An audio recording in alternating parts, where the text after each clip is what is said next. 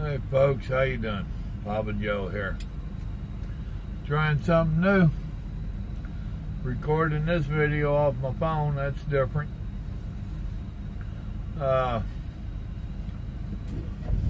You know, today I was having a discussion with Kale. Now, have you been watching my videos? You know, I've talked to him a couple times, talked to his wife, Jessie.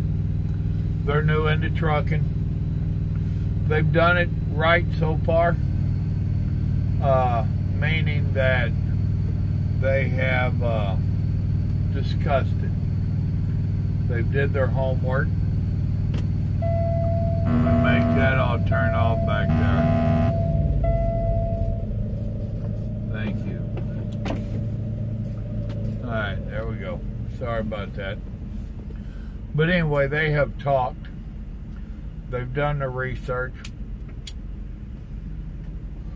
They have made the decision together for Kale to get into trucking.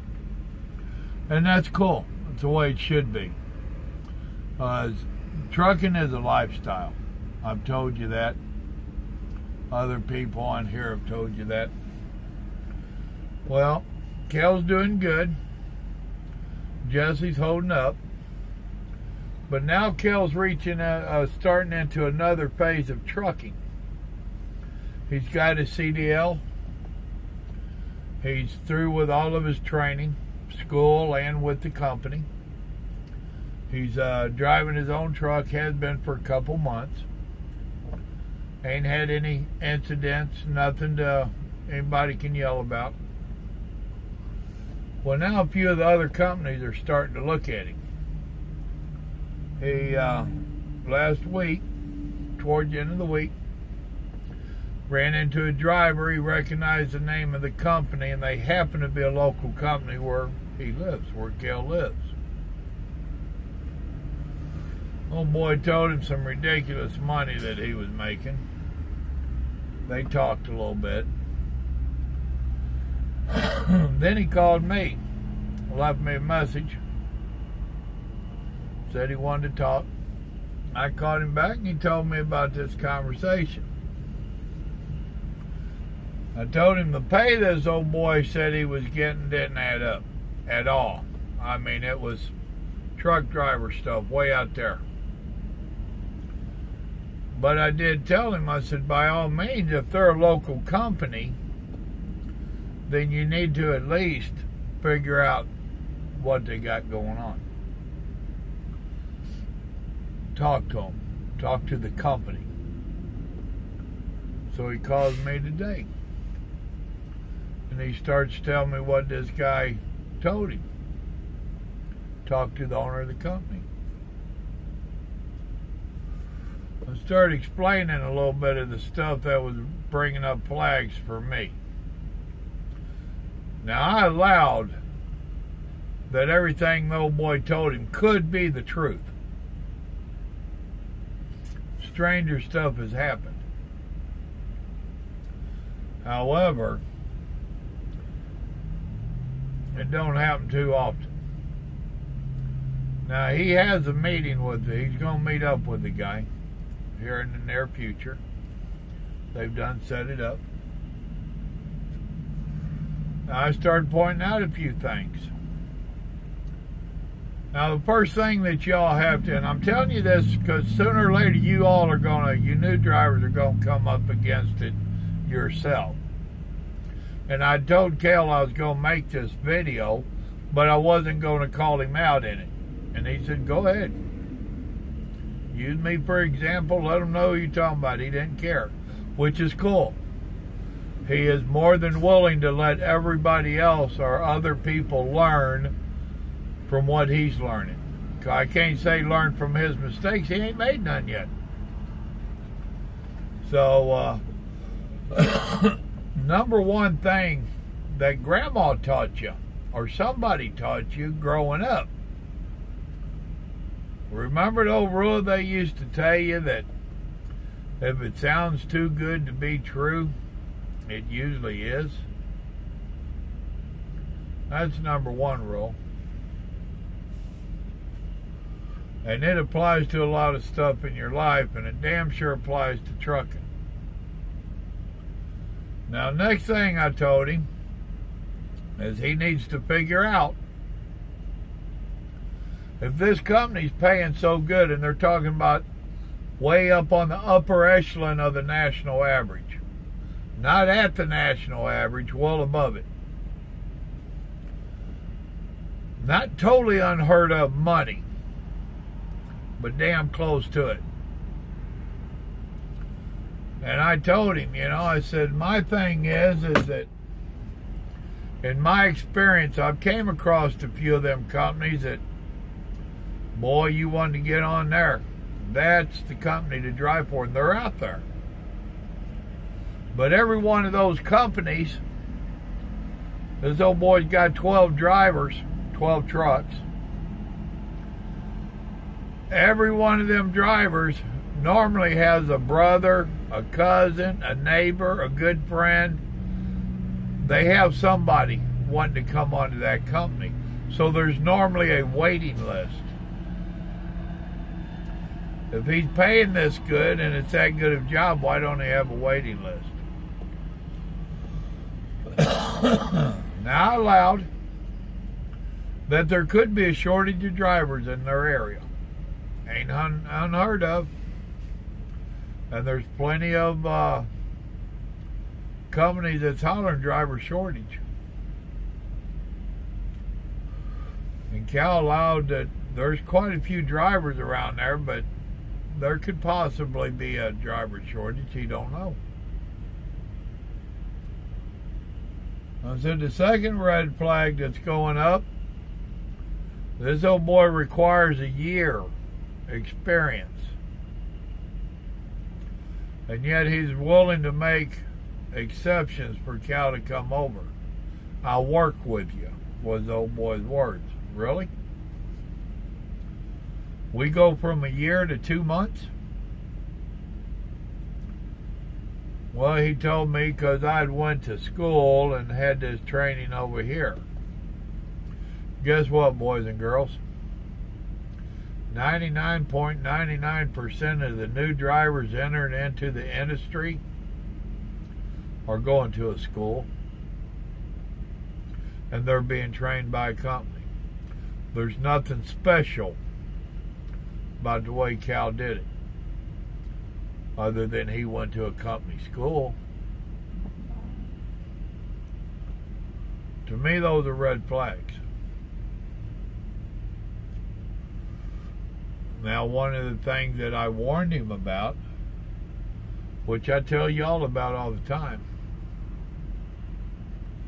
is that one of the worst things you can do for your career is in these first 2 or 3 years, bounce from company to company to company. So I am concerned that if this old boy convinces Cal to go over there, what happens if it's a line of bull? What happens if Cal quits his job and goes over there, and this old boy ain't being honest with him, and Cal don't like the job? Now he's put in the predicament as a rookie with very little experience, trying to find another company to hire on with. That could be a little bit of an issue. And now he's starting to build up that record, that reputation of not staying with companies. That can hurt in the long run. Now, grant you, he'll find a job. It might not be as good as the one he has right now. And we don't know if this company he's with right now would take him back if he quits and goes to this guy. So I asked him, what kind of money do you owe this company you're at with now if you quit before your contract's up? And he named a number, which I'm not going to put it on here. I said, all right, now you need to do the math. let's say he's got right at a year that he needs to continue driving for this company to be even. Now let's do the math. That comes up to X amount of dollars a month. Divide that by 4. That's X amount of dollars a week. Now the money that you're making over there, take away this money. Was it worth the move? Was it worth the risk? And only him and Jesse can answer that. I can't answer that for him. Now also with some of this money that this old boy's telling him, the amount of money he's talking about paying him, I told him that sounded like a 1099 gig for me. I did about that money, it's a 1099. 1099 means that they pay you, and this is a percentage job he's talking about, I'll tell you that much. So he gets paid a percentage of what the load pays. Well, that takes a lot of trust right there, because you don't know what that load's really going to pay. Not calling the man a thief or crooked or nothing. But back in the day, the industry was known for them to take advantage. Is that a good way of putting it? Now, they're going to pay you this percentage. And you know what? No withholding. That's how 1099 works. Now, if you've been watching my videos, you already know I don't like working off of 1099. That lets the company off of paying their part of your taxes, Social Security, everything. If they're paying you enough, then that's a whole different ballgame. And this company, it sounds like they would be paying enough. But now you have to set yourself up with an accountant. And you got to keep records. And you got to turn these into that accountant quite often. And you better put back the government share of your money. Learn from me and a lot of other drivers that did the 1099 that didn't put back the government share. Trust me, they will come talk to you. You're not a politician, and I assume you're not an illegal alien. They want money from the American people. Politicians and illegals, they'll let them get by with anything and even give them extra money. But you and I, the working American class, they're going to come collecting from us so that they can give it to them others. That's a fact. So you better put their share back. I didn't, and they came talking to me. And they weren't very nice. Well, that's just one of the little things. So the moral of the story is that when you come out here as a new driver, and it happened to me years ago, I had them come talking to me, different driver recruiters is what we call them. They're out here driving up and down the road, and they'll try to talk new people into coming over to their company so they get that recruiting bonus. They don't care nothing about your well-being, your work history, lying to you or nothing else. They want that recruiting bonus. Imagine that. So as a new driver out here, you need to watch for them. They're sharks. And you're just a little bitty fish in this big pond out here. Not only do you need to ask the questions, you need to know what questions to ask. And why in the world do I want to go with you? I told Cal, ask the old boy if he's wanting him that bad. said, ask him if he's going to pay off your schooling as a sign-on bonus and see what he says.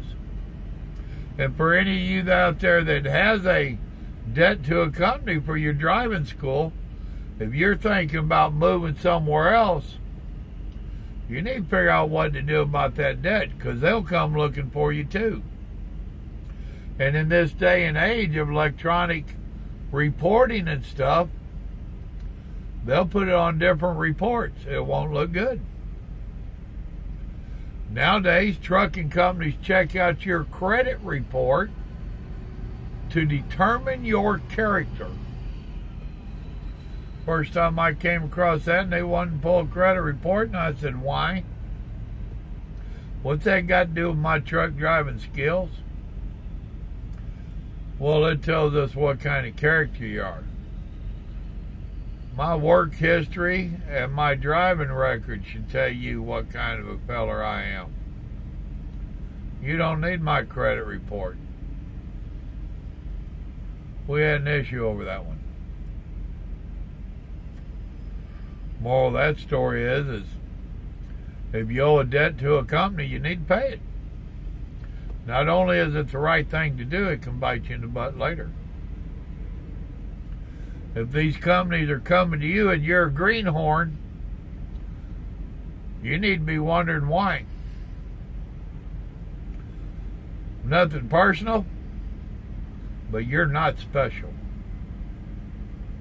No sugar added. You're just another little fish out here in this big ocean of trucks. You're one of several millions that has a CDL. You're one of a lot that can just fill a seat. Why do they want you? You're not special. Why do they want you? That's what you need to be asking.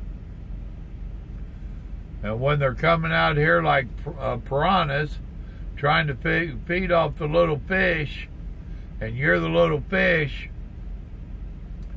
you need to head to shallow water and stop and regroup and try to figure out what's going on.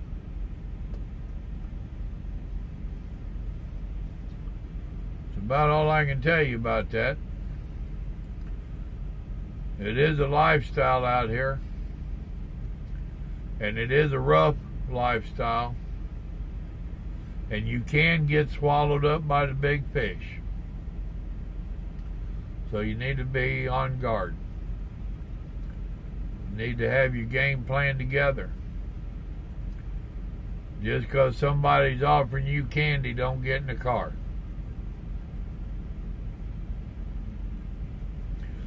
If this saves one person's job and career, it was worth the time of making it. Y'all remember, God loves you, and so do I. That's why I make these videos, just trying to help y'all out. Y'all have a blessed evening now. It's going on 1 o'clock in the morning. What am I doing up talking to y'all, making videos? Y'all have a good evening now. Bye.